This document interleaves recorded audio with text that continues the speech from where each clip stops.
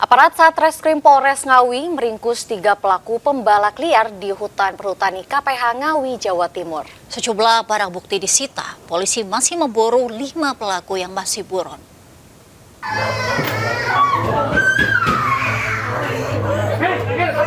Tim Resmob Satreskrim Polres Ngawi menggerebek sebuah rumah di desa Selupuro, Kecamatan Pitu. Petugas sempat mendapat perlawanan dari pelaku pembalakan kayu hutan yang mengacungkan sebuah parang, namun aksi perlawanan berhasil digagalkan. Di lokasi berbeda, petugas turut meringkus 2 pelaku lain. Penangkapan ketiganya berdasarkan laporan pihak perhutani terkait pencurian kayu hutan di wilayah RPH Ngantepan. Modus komplotan ini ialah masuk hutan mengendarai motor dan mencari kayu jati untuk ditebang. Sementara hasil tebangan dijual secara eceran. Diketahui salah satu pelaku merupakan residivis pencuri kayu yang kerap meresahkan para petugas perhutani.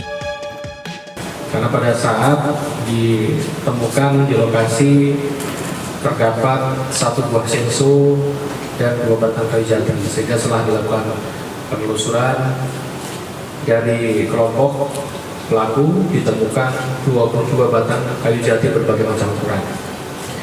Kemudian setelah ditindaklanjuti diamankan 3 orang. 3 orang pelaku, untuk 5 masih DPO. Selain 3 pelaku, polisi masih memburu 5 pelaku lain yang buron. Selanjutnya, ketiga pelaku terancam pasal tentang pencegahan dan pemberantasan perusakan hutan dengan ancaman maksimal penjara 5 tahun. Dari Ngawi, Jawa Timur, Asfi Manar, iNews melaporkan. Kita ke informasi selanjutnya. Pemirsa, aktor Epy Kusnandar serta rekannya Yogi Kambles akhirnya ditetapkan polisi sebagai tersangka. Keduanya terbukti memiliki dan menggunakan narkoba jenis ganja.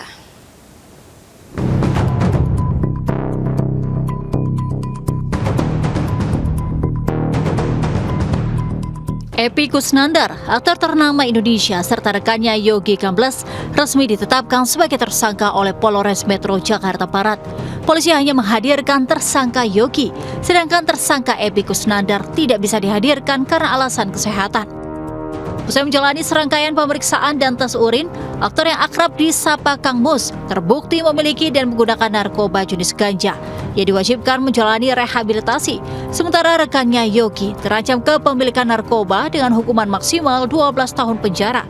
Dari kasus ini turut diamankan sejumlah barang bukti, yaitu ganja kering seberat 4,18 gram dan biji ganja seberat 4,18 gram.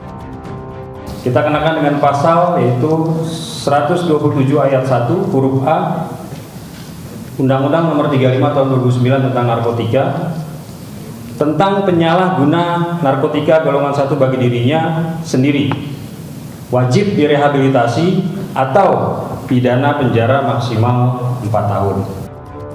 Saat ini, karena kondisi kesehatan dari Epy Kusnandar berada dalam perawatan di Rumah Sakit Ketergantungan Obat, guna menjalani pengobatan dan tahap rehabilitasi sesuai rekomendasi yang diberikan.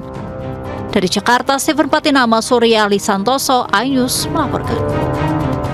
Diduga di Jakarta, Polda Metro Jaya siap membantu memburu 3 tersangka pembunuhan terhadap Vina yang dibunuh para anggota geng motor di Cirebon, Jawa Barat yang kini masih menjadi buron.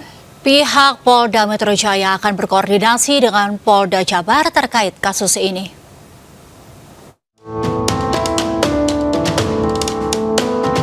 Polda Metro Jaya siap membantu mencari 3 tersangka pembunuhan terhadap Vina yang dibunuh para anggota geng motor di Cirebon, Jawa Barat yang kini masih buron.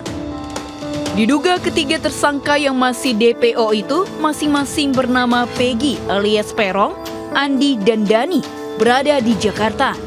Pihak Polda Metro Jaya siap menelusuri kabar itu dan berkoordinasi dengan Polda Jabar. Sebelumnya, kasus pembunuhan dan pemerkosaan terhadap korban Vina oleh geng motor di Cirebon yang terjadi 8 tahun lalu kembali ramai menjadi perbincangan di media sosial. Dari 11 tersangka, 3 tersangka pembunuhan masih menjadi buronan polisi sejak 8 tahun lalu. Diduga ketiganya merupakan warga Banjarwangunan, Kecamatan Mundu. Namun pemerintah desa Banjarwangunan masih belum dapat memastikan ketiga tersangka merupakan warganya. Kami sudah baru saja tadi komunikasi dengan Kabid Humas Polda Jawa Barat tentang informasi dari teman-teman media ini. Jadi pada prinsipnya Polda Metro Jaya siap membantu mencari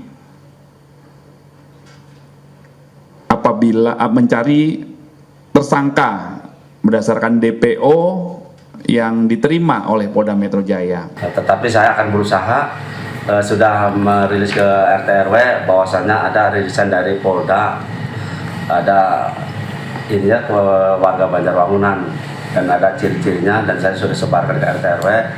Ya, salah satu untuk supaya bisa keungkap, saya udah ke RT RW, itu salah satu itu. Kasus pembunuhan dan pemerkosaan Vina oleh 11 orang dari geng motor terjadi di Jalan Raya Talun, Kabupaten Cirebon, Jawa Barat pada 2016 lalu. Kasus ini kini kembali ramai setelah diangkat ke layar lebar dan menjadi perbincangan publik. Dari Cirebon, Jawa Barat, Toi Iskandar, iNews melaporkan. Pemirsa, kebakaran melanda sebuah tempat makan mie ayam dan 3 rumah warga di Jalan Kerajinan Taman Sari, Jakarta Barat. Diduga kobaran api ini berasal dari kebocoran tabung gas 3 kg.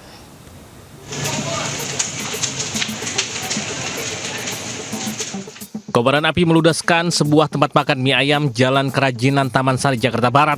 Besarnya kobaran api membuat 3 rumah yang berdekatan dengan sumber api turut terbakar. Tak hanya itu, kobaran api juga membakar kabel aliran listrik. Sejumlah petugas pemadam kebakaran dan PPSU bahu-membahu memadamkan kobaran api. Diduga kobaran api berasal dari kebocoran tabung gas 3 kg. Goreng ayam. Terus apinya naik ke atas. Oh gitu. Itu ada ledakan nggak, Bang? Ya ada. Informasi tadi ada ledakan 2 kali apa? 2 kali? Oh, ganti gas. Oh, ganti gas. Gas. Oh, meledak gitu. Itu yang terbakar mie-nya warung mie, ya warung mie ayam. Jadi diperkirakan disebabkan karena kebocoran gas atau tabung gas.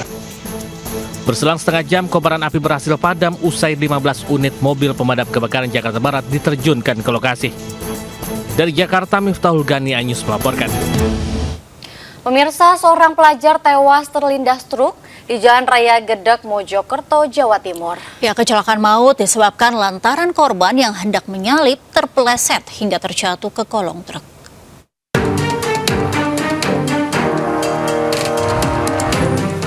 Kecelakaan yang melibatkan sepeda motor dan truk ini terjadi di Jalan Raya Bagusan, Desa Gedek, Kecamatan Gedek, Kabupaten Mojokerto, Jawa Timur. Akibatnya seorang pelajar SMP tewas terlindas truk saat melintas menggunakan motor dari arah Kecamatan Gedek menuju kota Mojokerto. Korban berusia 13 tahun, merupakan pelajar kelas 3 SMP yang menderita luka parah di dada dan kepala, sementara motor korban rusak ringan. Tim PMI Kota Mojokerto yang tiba di lokasi langsung mengevakuasi jasad korban ke Rumah Sakit Dr. Wahidin Sudirohusodo. Jalan pelan-pelan. Terus?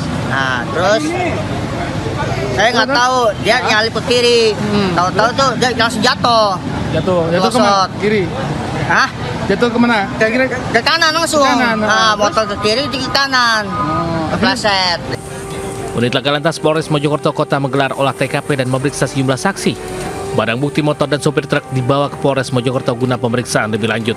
Dari Mojokerto, Jawa Timur, Solahuddin, iNews melaporkan.